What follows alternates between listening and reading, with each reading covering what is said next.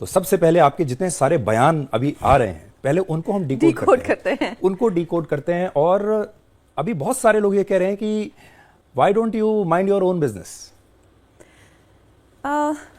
Sudhir sir, क्या होता है ना कि जैसे हम जब एक जगह पे होते हैं, हर कोई अपना बिजनेस माइंड करना चाहता है।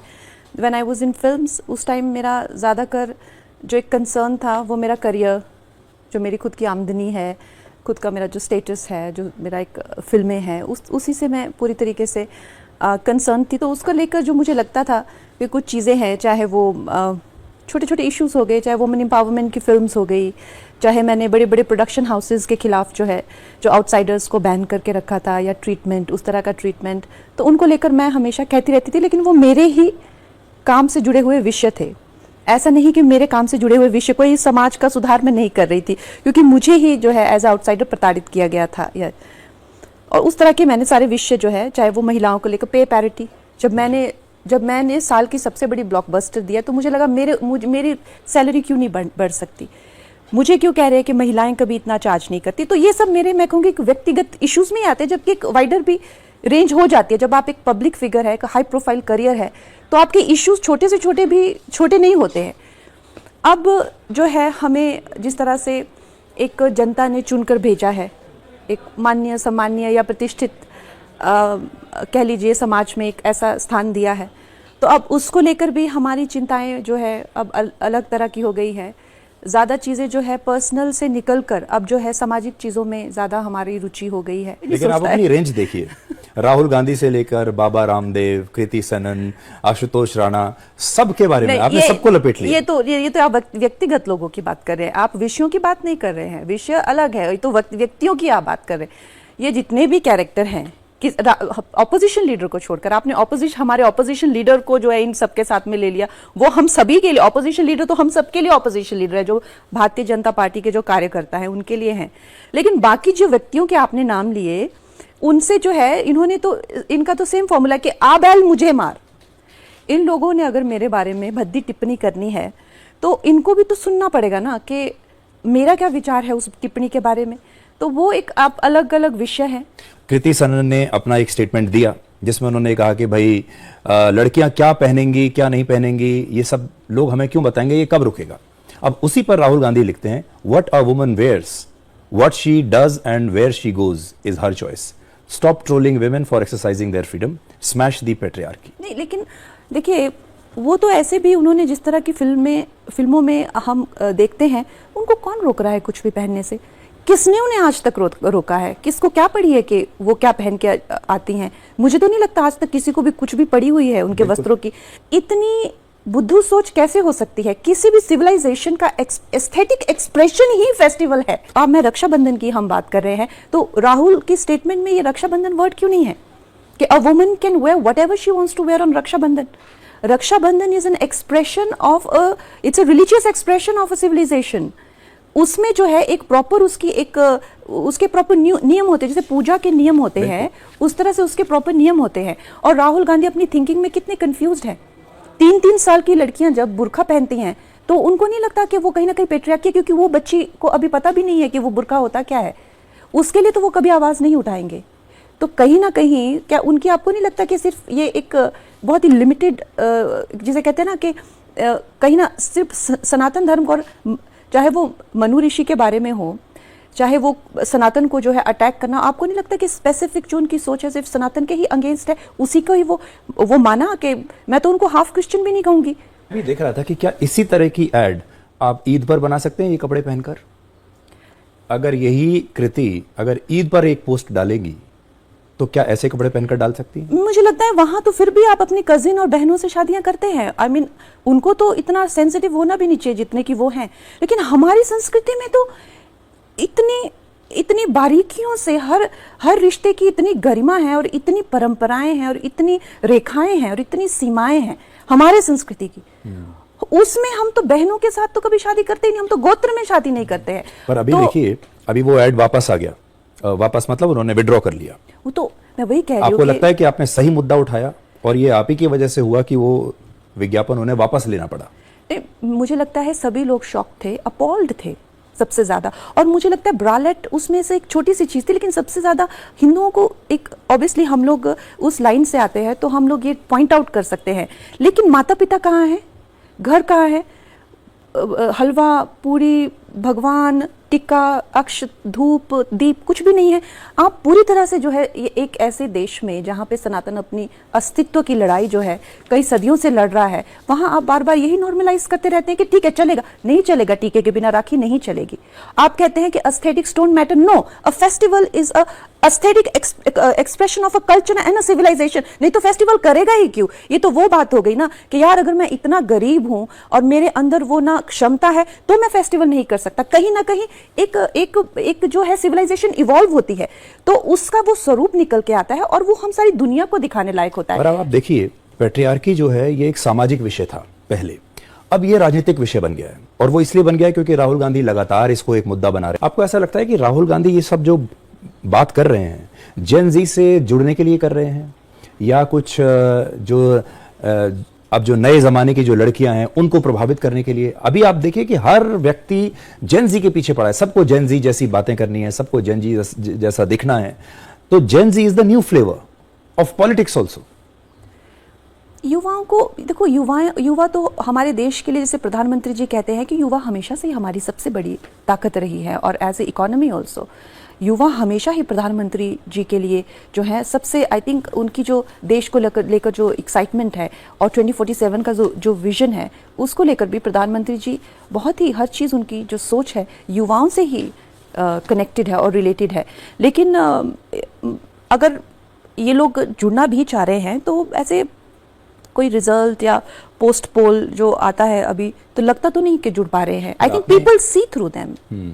आपने जब कहा जेन जी को कि ये तो गटर कहा, आपने गटर कल्चर उसको कह दिया, आपको लगता है कि वो थोड़ा आप ओवरबोर्ड, थोड़ा सीमा पार कर गई थी? नहीं, देखिए क्या होता है ना सर कि एक स्पेसिफिक इंसिडेंट्स को अगर आप जो है एक blanket, as a blanket use करेंगे तो नेचुरली एक इंटायरिटी में तो कोई भी, अगर मैं कहूँ कि सनातन महान है तो मैं ये तो नहीं कह सकती कि सारे सनातनी महान हैं। हर दिन, अगर आज ही के दिन का आप देख लीजिए कितने क्राइम्स होंगे, जिनमें से हर तरह का क्राइम जो है वो हिंदू मुस्लिम हर पर्सन कर रहा है, तो एक ब्लैंकेट में तो आप किसी को भी नहीं ले सकते। तो जिस तरह की हरकतें जो है हमने देखा जंतर मंतर पे, उन हरकतों को स्पेसिफिकली उस इवेंट को लेकर जो है मैंने जिस तरह की घटियापना वहाँ पे देखा, मुझे याद है जब मैं भी, आई वॉज वेरी यंग, जब हम लोगों ने कैंडल मार्च किया था फॉर 26/11, उस प्रोटेस्ट में मैंने सारी रात हिस्सा लिया था। जब हम क्वीन की शूटिंग कर रहे थे दिल्ली में तो वहाँ पे भी ब्लैक डे करके एक मार्च हुआ था, तो उसमें भी मेरी पूरी टीम ने हिस्सा लिया था। पूरा दिन हम लोगों ने जो है वो प्रोटेस्ट किया था, लेकिन मैंने कभी भी इतना घटिया जो बर्ताव है वो नहीं देखा। और जो कॉकरोच करके जो खुद को बोल रहे हैं, तो I don't think it is inappropriate to call them ke they're thinking and they're this thing is but having said that, जो हमारे जो देश के जो युवा हैं उनको उन लोगों से कंपेयर करना या उनको उन लोगों के साथ में जो है इंक्लूड कर लेना, I think that is not right, that is not accurate. क्योंकि मैं स्पेसिफिकली अगर आप देखें उस दिन उस ही इवेंट की बात कर रही थी। आपने सबके बारे में नहीं बोला था। नेचुरली सब कैसे इसमें इंक्लूड हो सकते हैं? जो बच्चे, अगर मान लीजिए, मैं ये नहीं कहती हूँ कि ठीक है सरकार जो है कितना भी अच्छा काम करे, लेकिन फिर भी जो हमारे पेरेंट्स कैसे कहते थे बचपन में 98 नंबर लेके आए मैथ्स में, लेकिन 2 नंबर तो नहीं लेके आए ना। Of course you can always do better. Establish कर रही है। नेपाल या श्रीलंका में जैसा कुछ हुआ वैसा कुछ यहाँ इसमें दिखाई दे रहा है। बिल्कुल, ये तो वेट कर रहे हैं कि थोड़ी सी अगर कहीं भी चिंगारी लगे, हम लोग अपना जो है मिट्टी का तेल, पेट्रोल खुद लेकर जो है वहां पे पहुंचे और आग लगा दे। आपके ऊपर जो इतने पर्सनल अटैक्स होते हैं लगभग हर रोज, जैसे ही आपका एक बयान आया कोई ना कोई सामने आता है, वो आपके ऊपर पर्सनल अटैक्स भी करता है, आपकी पास्ट लाइफ पर भी अटैक करता है। जब आप वापस घर जाती हैं शाम को, रात में जब बैठती हैं अकेले, तो डज इट बॉदर यू? हाँ, मुझे बहुत दुख होता है। मुझे बहुत दुख होता है कि कि व्हाई दिस पर्सन, कोई एक होता है ना आउट ऑफ द ब्लू कुछ भी कह रहे हैं, तो आपको लगता है कि आप इतना सपोर्टिव हैं ऑफ एवरीबडी, और आप चाहते हैं पीपल शुड कम अप, और लोग, जब आपका टाइम आता है तो लोग इतना क्यों, ये सोच हो जाती है। अब आप राजनीति में आ गई हैं, राजनीति में भी क्या वैसी ही स्थिति आप फेस करती हैं जैसी बॉलीवुड में थी, मतलब यहाँ भी कुछ ऐसा अकेलापन, या यहाँ भी लोग आपको समझते हैं कि यू आर एन आउटसाइडर, ये यहाँ कैसे आ गई? जैसे बॉलीवुड में आपको कहते थे कि यहाँ कैसे आ गई, अब लोकसभा में आप कैसे बैठ गई? बिल्कुल, ये वाले तो मुझे बहुत ज्यादा जो है लोगों को धक्का लगा है कि जैसे आप देखते हैं आए दिन, तो मैं तो देख रही थी वीडियो जिसपे करोड़ों व्यूज मिले हैं कि ये जो है ये करती है, वो करती है, हर मंत्री के साथ में ये सो रही है, हर मंत्री को ये खुश कर रही है, यहाँ तक कि इसने वीडियोस भी बना के रखे हैं, फोटोज भी खींच के रखे हैं। तो इस तरह के उस पे करोड़ों अलग अलग रील्स, उस पे करोड़ों व्यूज सब देखती हैं। कोई कह रहा है कि आपकी अपनी पास्ट लाइफ कैसी थी, आपने फिल्मों में कैसे कैसे सीन किए, फिर जो अभी आप बता रही हैं, ये आपके मेंटल हेल्थ को कितना कितना असर डालता है? क्या मुझे जो है, I am very convinced about के आज एज अ पॉलिटिशियन मेरा क्या प्लेस है, मेरा क्या सब्जेक्ट है और मैं किस में जा रही हूँ, तो मैं उस तरह से कोई कॉन्फ्लिक्ट में नहीं रहती। लेकिन ये जो सोच है कि अब फिल्मों में इतना इसका करियर रहने के बाद ये यहाँ कैसे पहुँच गई, ये जो सोच है, इससे मुझे ज़रूर दुख होता है कि ये यहाँ कैसे पहुँच गई। If not me then who will, because मैंने इतना संघर्ष किया है, और महिला होने के नाते, एक युवा होने के नाते, I think I have earn my place on the table. इसीलिए आपके बयान जो हैं और ज्यादा कटु होते चले जाते हैं, और ज्यादा कड़वे होते चले जाते हैं, और ज्यादा अग्रेसिव होते चले जाते हैं। नहीं, ऐसा तो नहीं है, अग्रेसिव तो मैं नहीं कहूँगी, पर कुछ होता है ना कि कॉकरोच को आप चप्पल से ही मारोगे, हाथ पे तो नहीं लोगे ना, चुम्मी तो नहीं लोगे ना कॉकरोच से। तो हाँ, तो बटरफ्लाई होती है तो इंसान बटरफ्लाई को बटरफ्लाई की तरह लेता है हाथ पे, फोटो भी खिंचाने की कोशिश कर सकता है फेस के नज़दीक। अभी कॉकरोच को तो चप्पल से ही मारोगे ना। जो आप सारे बयान देती हैं, जो स्टेटमेंट देती हैं, क्या ये बीजेपी की ऑफिशियल लाइन होती है या ये आपकी अपनी लाइन होती है? ऐसा नहीं है कि मैं जो है कहीं अपनी पार्टी से ड्रिफ्ट होना चाह रही हूँ, लेकिन at the same time I feel जब बहुत ज़्यादा नॉइज़ होता है तो कहीं ना कहीं आपको भी चिल्लाना पड़ता है, तो strong statements I tend to give, but I intentionally don't want to deviate, but if some time I do as an individual, तो ये ज़रूर इस बात का ध्यान रखना चाहिए कि इट इज़ एन मैं कोई पपेट थोड़ी ना हूँ। मैं हमेशा से, बीजेपी आज मेरे साथ है, कल हो ना हो, आज 2 साल से मैं पार्लियामेंट की मेंबर हूँ, 20 साल से मैं एक कलाकार हूँ, 20 साल से मेरा एक वजूद है, मेरा अपना, मैं अगर खड़ी हो जाऊं तो 20 प्रेस वाले आएंगे, मेरी बात सुनेंगे, और हमेशा से मैंने कहा है, बेबाकी से कहा है मैंने, may be today I don't exist individually, लेकिन मेरी एक सोच अपनी है, विचारधारा मेरी अपनी है, वो अचानक से डिमिनिश नहीं हो सकती।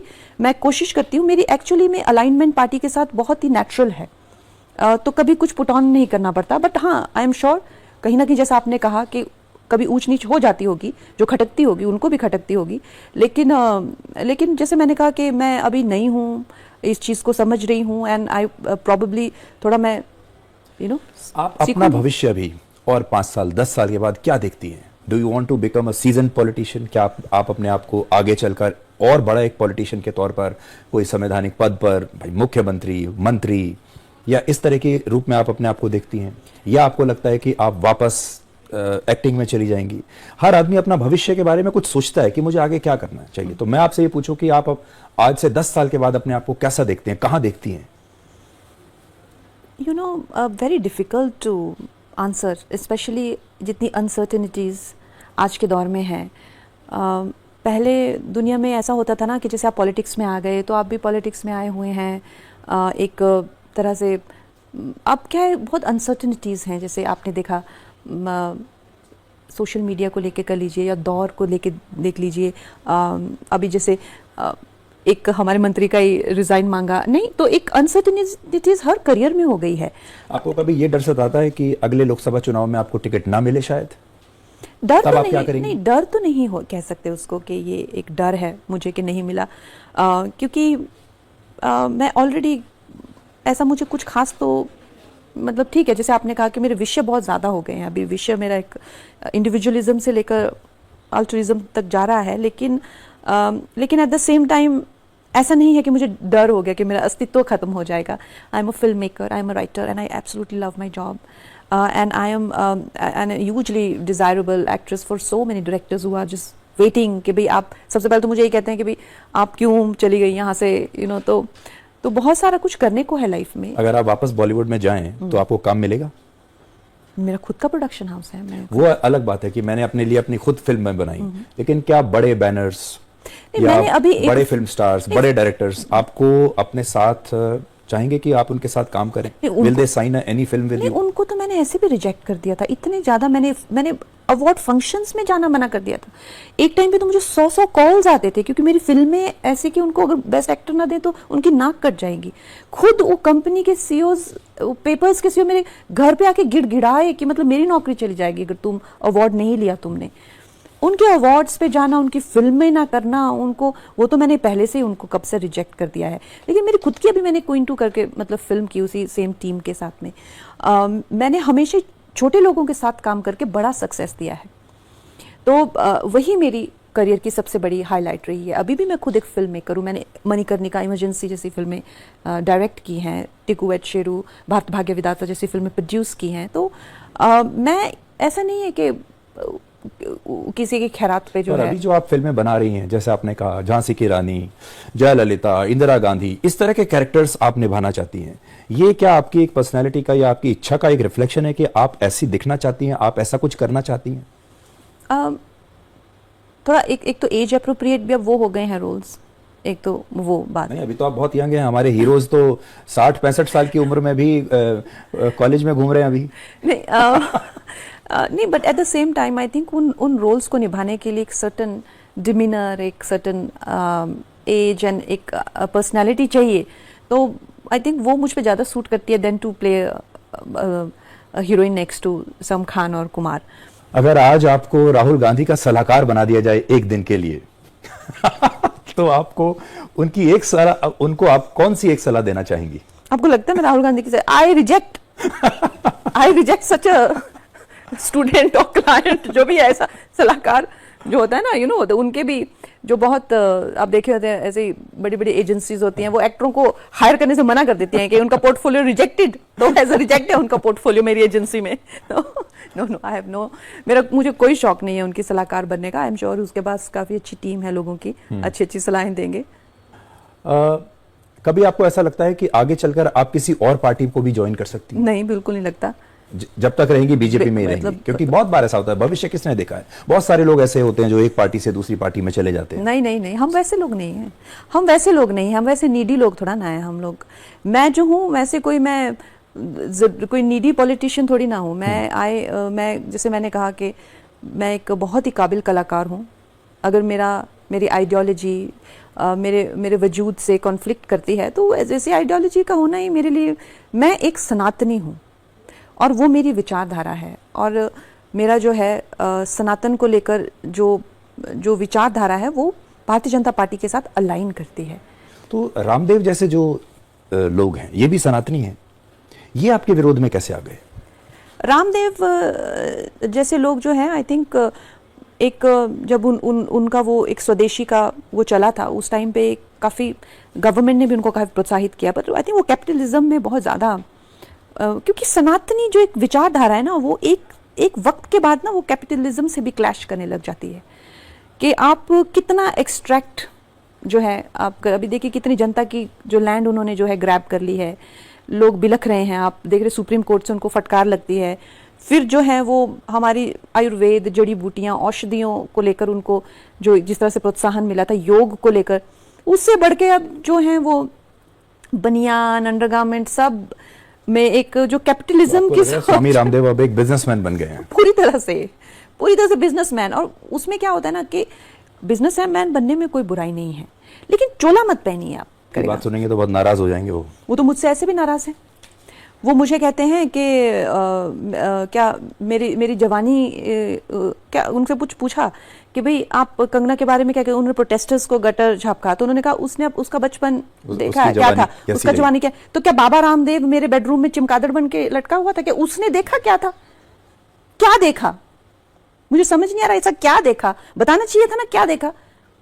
आपने कुछ समय पहले कहा था कि प्रधानमंत्री से मिले हुए आपको बहुत टाइम हो गया।